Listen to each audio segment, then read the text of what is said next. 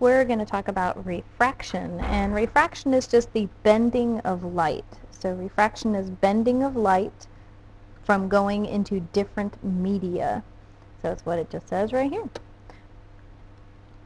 So light travels at different speeds through different media. This one is actually opposite of sound. Light travels fastest in a vacuum. So why don't we write that? Make sure we've got that. So light travels fastest in a vacuum and slowest in a solid. This is why a lot of times with most solids you can't actually see light. So fastest in a vacuum, slowest in a solid is because light is an electromagnetic wave, which means it does not require a medium. So light travels at different speeds through different media. If the angle of incidence, so here you need to understand incidence versus refraction. So incidence just means going in, and refraction is going to be bending. So my example I use a lot with refraction is a car.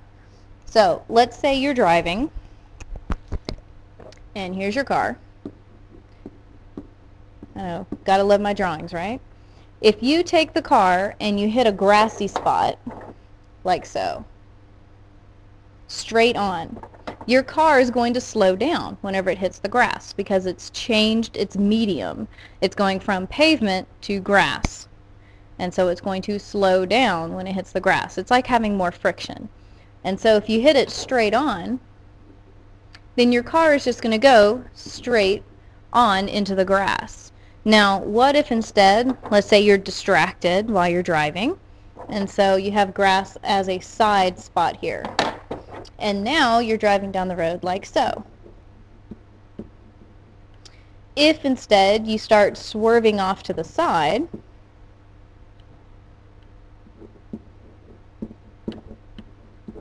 and you hit the grass in this angle, the tires on this side are going to slow down whenever they hit the grass, whereas the tires on this side are still going to be going just as fast as they were on the pavement. So it's going to cause your car to bend when it hits the grass. So your car is going to twist. That's what happens with light as well. Now what if you were driving on grass and then you went onto pavement? So grass is over here. And let's say you were driving on the grass, and now you're going on to the pavement. So the wheels on this side are going to hit pavement first, so they're going to speed up, whereas the ones on this side are going to stay the same speed. So whenever you come through here, your car is going to twist in this direction. So we're going to look at how this relates to angle of incidence and angle of refraction. But the idea is it bends because of a change in medium. And the question is, why will light not bend if it enters into a new medium at 0 degrees? It's just like with your car example here. If it hits straight on, it's still going to continue straight on. There will be no bending.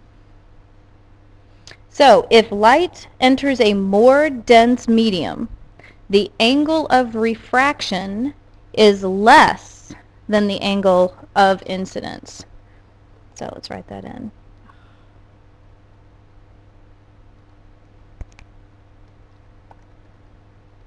So angle of refraction is less than the angle of incidence. If light enters a less dense medium, the angle of refraction is more than the angle of incidence. So in our example here, you see in the picture, if we're going from air, which is much less dense than water, it's going to bend towards the normal. Again, the normal is the line perpendicular to the surface. So it'll bend towards the normal. In my car example, that would be like this one, where once those wheels start to, so here's your normal. Let's draw the normal in. So perpendicular to the surface. And so as our car comes in, it's going to bend towards the normal. In our example here, we're going from water into air, and it bends outward. So in our car example again, here's our normal. And so the angle here and the angle here are different. This one is smaller. This one will be larger because the car will start bending away from that normal. So, moving on, let's talk about index of refraction. So index of refraction is just a number. It has no unit. It's just kind of a ratio of speeds. Actually, it is a ratio of speeds. The index of refraction is a measure of how much light will bend. So if your index is higher, you're going to have a lot more of a difference in bending than if it's lower. So the index of refraction is given by n. So let's write these in. So n is the index of refraction. C is the speed of light in a vacuum,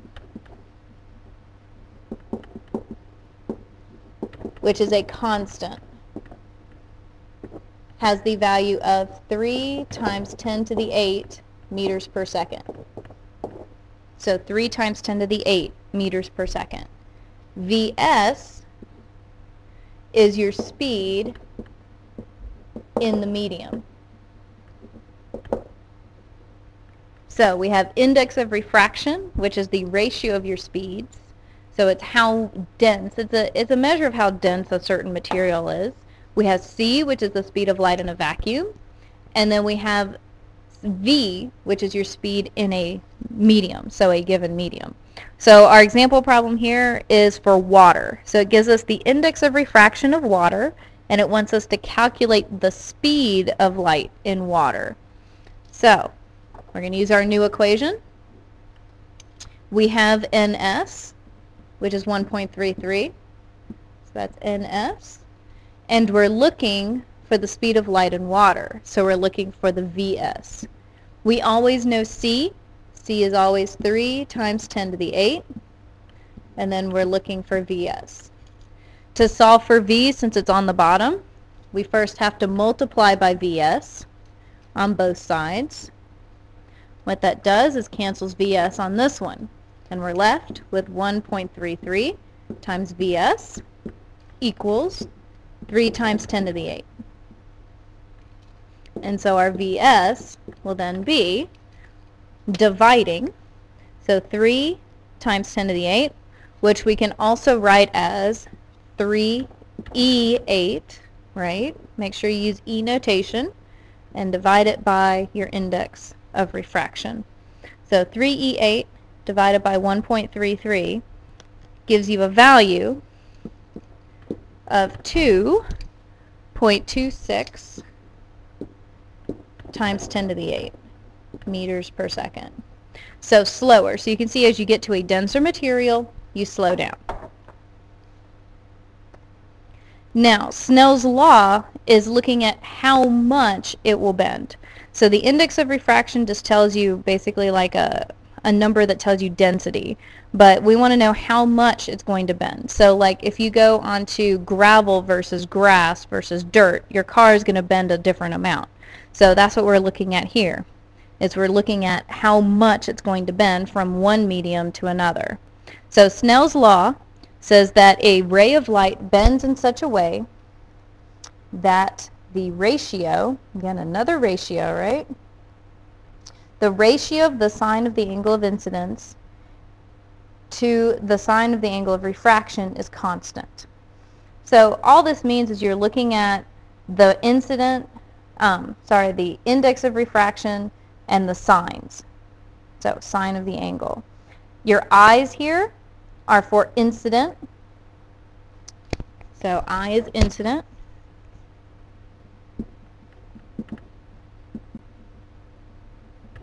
And R is refraction. Now, the way you can figure out which one is which, incident is the one you go into, and the refraction is what happens after it goes in. So this one is your incident, because it goes into the water, for example, and then this one is now your incident because it's going from water in to the air. So we're going to do an example with this one. So this example is looking at air and crown glass, which is just a special kind of glass. So we have a ray of light traveling through air is incident upon a sheet of crown glass. So we're going from air into the glass at an angle of 30 degrees, what is the angle of refraction?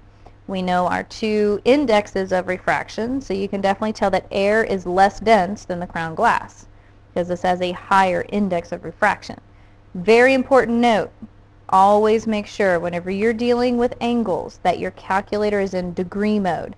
So you'll have to hit the mode button and then scroll down and make sure that degree is selected. If you need help with that, please feel free to ask one of us, no problem. So let's draw a picture of what this looks like first so that we can see it to be able to solve it. So first we have our surface. This is air and this is the glass. We can go ahead and put in our indexes. So N of air is 1.0003 and N of glass is 1.52. So we're going from air into the glass. The other thing we need to make sure to draw in is our normal, because all angles are measured from the normal. So, here we go. Actually, let's be more precise, right? Let's actually use a dotted line here. Okay, so here's our normal. The normal is always perpendicular to the surface. You'll need to know how to draw these. So we're going from air into glass. So our angle is 30 degrees. So from air in to the glass. And what's going to happen is it should bend. Because this is more dense, it's going to bend towards the normal because it's going to cause, just like with the car and grass, it's going to cause it to turn. And so we should get a smaller angle, and that's what we're looking for. Alright, so let's go ahead and work on solving this.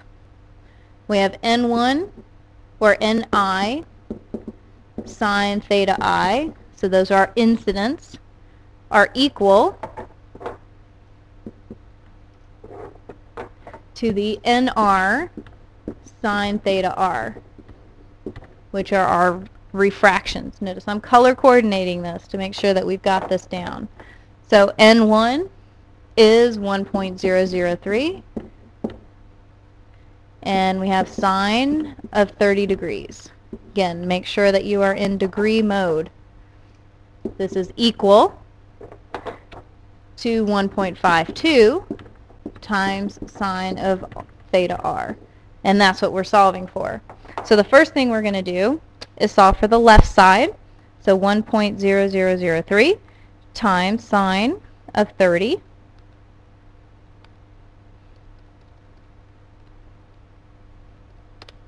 And I get 0.0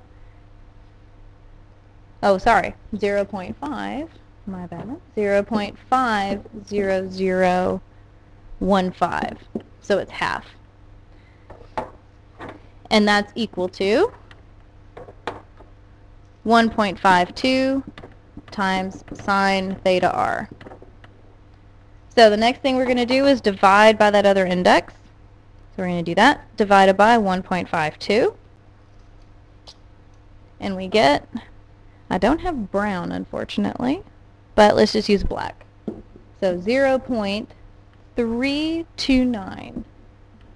And just to keep you thinking ahead to WebAssign, if you want to do the extra credit, we'll keep going a few more. And that's equal to sine theta r. Now, sine is a function, which means we have to do the opposite function in order to get the theta r.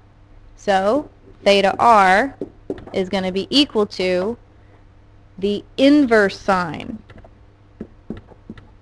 of 0.329046. There we go. And if we were to do that, in the calculator, we would then get a theta r of 19.21. And that would be degrees. And so definitely our angle here is less than the angle of incidence. So 19.2 is much less than 30. So light moving from a smaller N to a larger N, so from a less dense to a more dense, will always bend towards the normal. That's why your car will turn towards the grass, because you're going towards the normal. Light moving from a larger N, so a more dense medium, to a smaller N, or less dense medium, is bent away from normal. So towards the normal to go to more dense, away from normal, going to less dense. And so always make sure that your diagrams, whenever you draw these, agree with the statement. Biggest thing that students miss is drawing in the normal and measuring from the normal. Always measure from the normal. So some applications of refraction. First one is diamonds. So diamonds are as beautiful and sparkly as they are because of refraction. Diamonds have a very large index of refraction. And that large index of refraction means that it's slowed down a lot. So what happens is more of the light is actually reflected within the diamond, bounces around, and you get lots of sparkle and lots of shine because there's so much light that basically gets trapped inside. And then as the light bounces and bends, it's dispersed and broken into individual colors. So this is one way that a lot of gem people figure out if it's a diamond or a cubic zirconia, is diamonds have a very specific full rainbow pattern whenever light hits them, whereas a cubic zirconia has not as impressive of a full rainbow. Another one is fiber optics. So this is how AT2U-verse works. So fiber optics is basically using light through a very thin piece of glass or some other clear material that allows the light to carry the signal. So instead of using a copper wire on the inside to send an electrical signal, you send the signal on light. This is very fast because it can go the speed of light. The idea is it has a very low critical angle, which don't worry about what that means. It basically means that since it's a low angle, it's going to stay inside of this tube. And so the light's going to just bounce back and forth, and eventually will get from one location to another. It'll stay within the glass or the plastic or whatever material we use. The last one is, of course, mirages. So mirages work because of refraction. Whenever the air right above is less dense than the rest of the air because of all that heat being taken from the road surface, the lower density causes a difference in the light going through, and that's how you can actually lose a lot of objects on the road if you're out in the desert. That happened to me, personal experience. I was driving down a very long straight stretch and I was trying to pass a tractor trailer. He started speeding up on me, but because a motorcycle coming the other direction did not have their lights on as was instructed by all of the signs along the road, I didn't see the motorcycle until I almost hit him. Luckily, I was able to hit my brakes really hard, get back behind the tractor trailer, and I didn't hit the motorcycle. So if there are a lot of mirages going on the road that you're driving on, make sure to turn on your lights. It might be the only way that another car will see you.